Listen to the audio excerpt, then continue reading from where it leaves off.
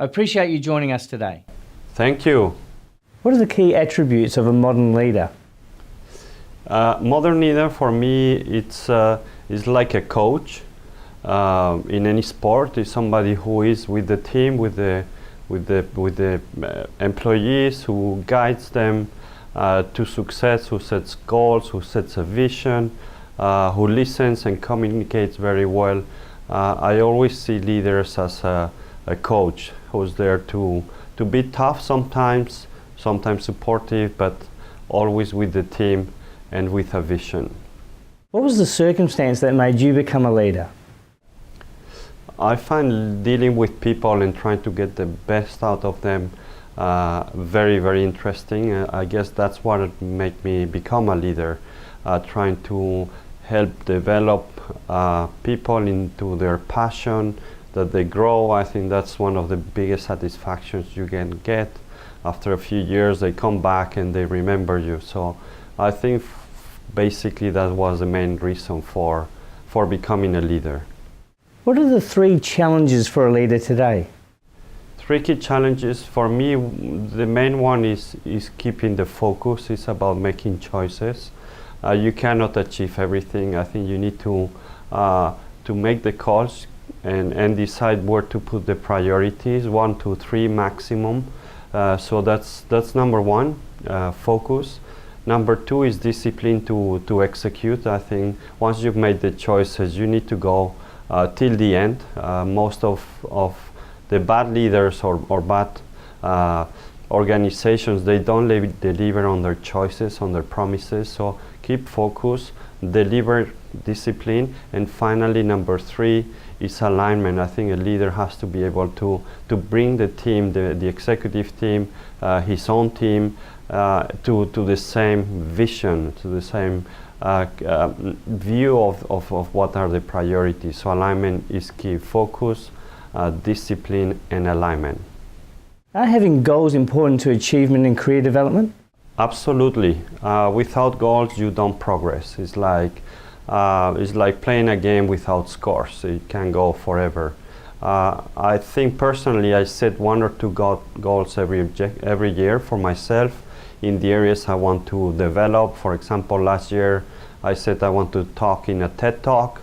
The ambition was to do it in the next years. I managed to do it last year. So I think it's key if you're a manager or you want to become a leader, you want to just grow on whatever you like, set yourself 1 or 2 targets per year and you'll see the progress. And often what happens is that you achieve those goals before you even thought about it. How important is it to gain international experience? International is key. I think nowadays if you don't speak English and you've not traveled, you don't understand different cultures, you won't not engage with the people. It's very, very hard to connect with people if you don't have that experience. I worked a few times in organizations which were very local and I found very difficult to deal with these people. So international, yes, go for a stage, go for an MBA abroad, go for studies abroad or take some internships around the world, but that will make you a very strong leader going forward. Is it important to have mentors and coaches in your life?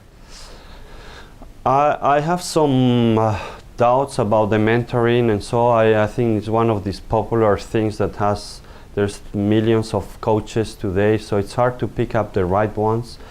I myself believe more in finding somebody you admire or a few people you admire and try to copy some of their traits or their patterns or their habits. I admire a lot Steve Jobs. I study him. I think he's an amazingly focused leader, disciplined, very much aligned with the vision, what I just mentioned before.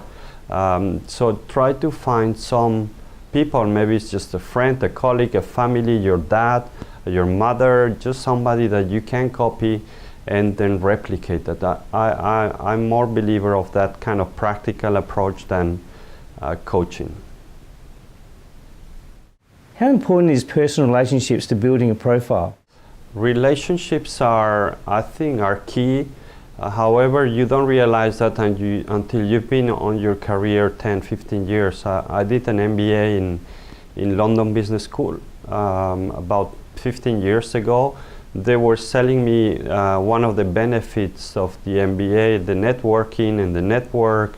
I didn't see the benefits at that time. I didn't understand them. Later on, 5 years after the MBA, I realized that your network, your relationships, the way they perceive you, your profile, it's key to get you to the next job. What is the secret to working in virtual teams? Communication. I think you need to increase, even I think research says that communication is one of the core aspects in any project. 60, 70%, 80% in a project where everybody is around. So in virtual projects or virtual teams, the communication is just everything. It's so very, very key to keep everybody engaged, increase the communication, increase the calls, increase the sharing of information.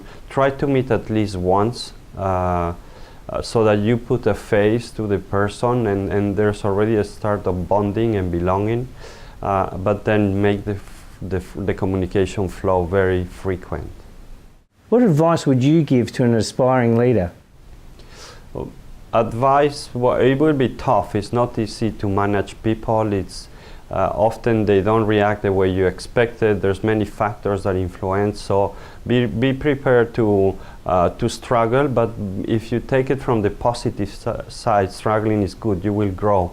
Talk to people, like I said. Find some people you admire. Copy some of their traits.